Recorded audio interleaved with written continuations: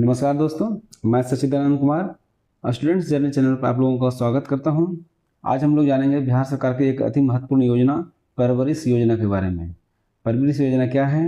योजना के माध्यम से किन किन लोगों को, किन बच्चों को लाभ मिलता है। तो चलिए शुरू करते हैं बिना समय गंवाए हुए कि परवरिश योजना क्या है, इसका लक्ष्य समूह क्या है, उद्देश्य क्या है, पात्रता क्या है और इससे क्या लाभ मिलता है, आवेदन कैसे करना है। चलिए शुरू करते हैं। परवरिश योजना, जैसा कि जानते हैं कि परवरिश नाम से ही स्पष्ट है कि किसी की परवरिश, लेकिन यहाँ मुख्य रूप से एक ऐसे बच्चों जो ज़रूरतमंद हैं, जो अनाथ हैं, जो जिन्हें देख रेख की संरक्षण की आवश्यकता है, उनके लिए मुख्य रूप से सरकार के द्वारा लाई गई योजना है और इसका नाम दिया है परवरिश योजना। चलिए देखते हैं परवरिश योजना। समाज कल्याण विभाग, अब इस योजना का संचालन कौन कर रहा है? समाज कल्याण विभाग कर रहा है। और इसके लिए पात्र कौन है? तो 0 से 18 वर्ष के जो बच्चे हैं वो इस योजना के लाभ के लिए पात्र हैं और उनको 18 साल की उम्र तक इस योजना का लाभ दिया जा सकता है अधिकतम। इनके जो पालन पोषण करता है, यानी कि अगर माता पिता नहीं हैं तो जिनके साथ भी वो रह रहे हैं, नातेदार रिश्तेदार के साथ में, और या तो अगर माता पिता हैं जैसा प्रयुक्त हो, उसका भी एक अलग कंडीशन है जिसको हम लोग चर्चा करेंगे। गरीबी रेखा से अधीन अगर हों अथवा उनकी वार्षिक आय अगर 60,000 से कम है तो फिर उनको इस योजना के लिए पात्र माना जाएगा और उससे ही वित्तीय सहायता दिया जाएगा। योजना का उद्देश्य क्या है? इस योजना का उद्देश्य है कि राज्य सरकार का सबसे बड़ा उद्देश्य यही है कि वैसे बच्चे जिन अनाथ हैं, जो बेसहारा हैं, जिनको आर्थिक मदद की सहायता है, जो अपने बल पर अपने परिवार के जहाँ रह रहे हैं उनके क्षमता के माध्यम से शिक्षा, पोषण एवं समुचित विकास सुनिश्चित नहीं कर सकते हैं, वैसे बच्चों के लिए उनके बच्चों की देख रेख एवं संरक्षण के लिए एक योजना लाया गया है।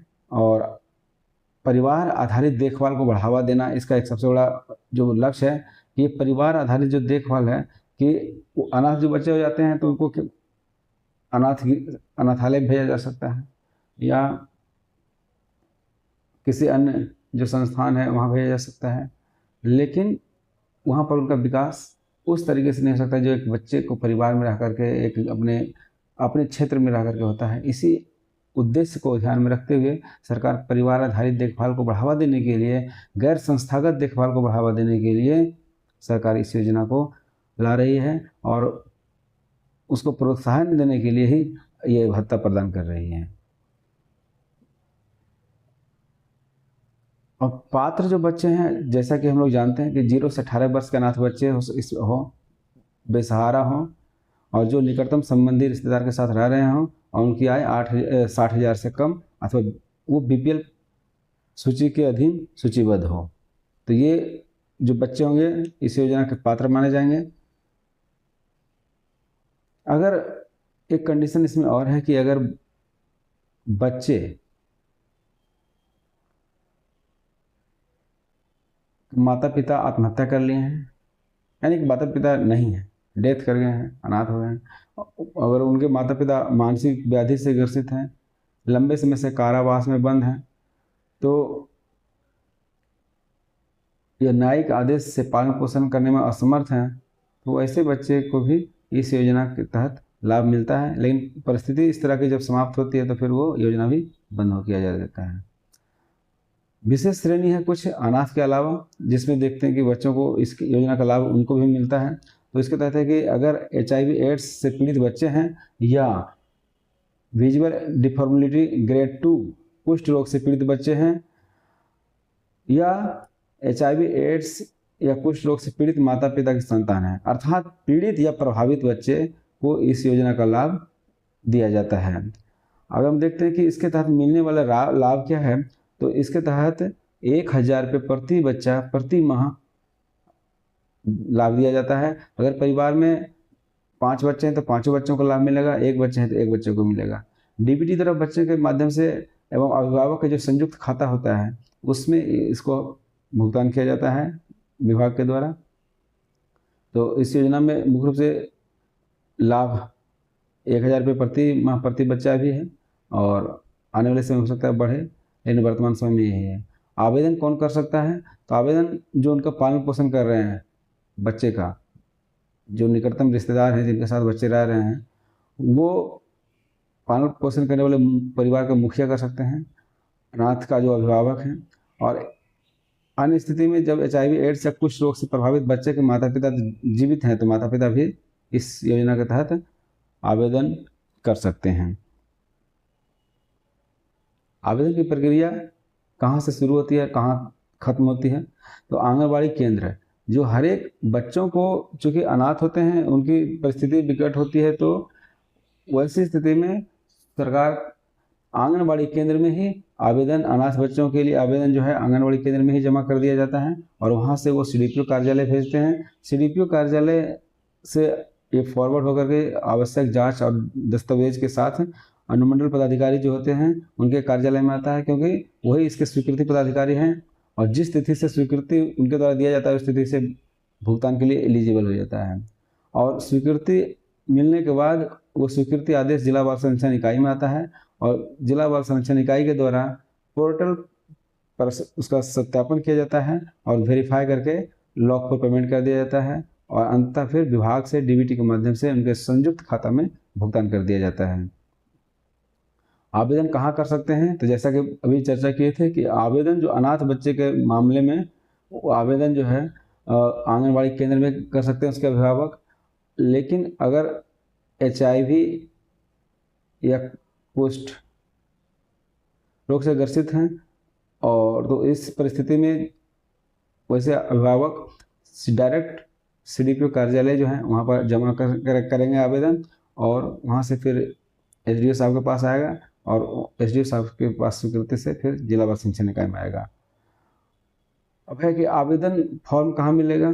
तो आवेदन फॉर्म जो है आंगनबाड़ी केंद्र में भी मिलता है, यहाँ से भी ले सकते हैं, CDPO कार्यालय से भी ले सकते हैं, जिला बाल संरक्षण इकाई से भी आवेदन ले सकते हैं, या अभी सभी के पास मोबाइल या आसपास में साइबर कैफ़े रहता है तो वहाँ से समाज कल्याण की वेबसाइट से प्रपत्र डाउनलोड कर सकते हैं और डाउनलोड करके आवेदन को जमा कर सकते हैं।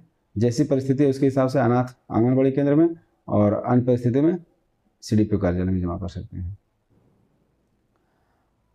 अब हम देखते हैं, चूँकि परीक्षा की तैयारी है तो इसको बनाया गया है, तो उसके देखते हैं परीक्षा हेतु क्या महत्वपूर्ण तथ्य हो सकता है। हालांकि परीक्षा के दृष्टिकोण से, PT के दृष्टिकोण से उतना महत्वपूर्ण ये है नहीं, लेकिन फिर भी आयु वर्ष 0 से 18 वर्ष की जो लाभुक हैं या पात्र लाभुक हैं उनको इसका लाभ मिलेगा।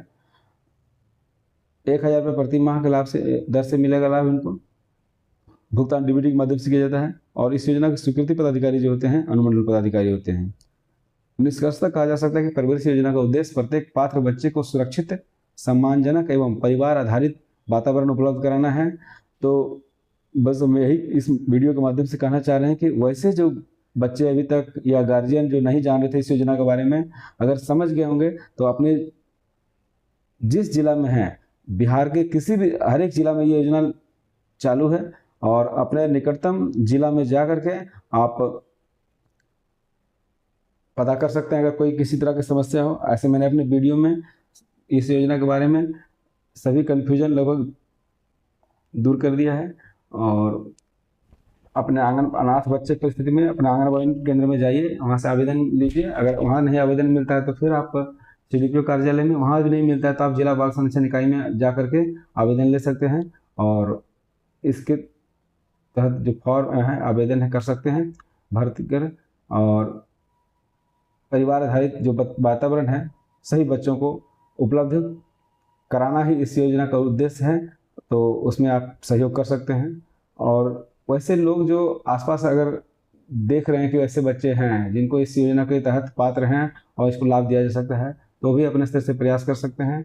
कुछ दस्तावेज हैं जो उनको ज़रूरी है, बच्चों को क्या क्या चाहिए। तो सबसे तो है कि अगर अनाथ हैं तो उन माता पिता के जो मृत्यु प्रमाण पत्र है वो ज़रूरी है। और अगर HIV एड्स या कुष्ठ रोग से ग्रसित हैं तो फिर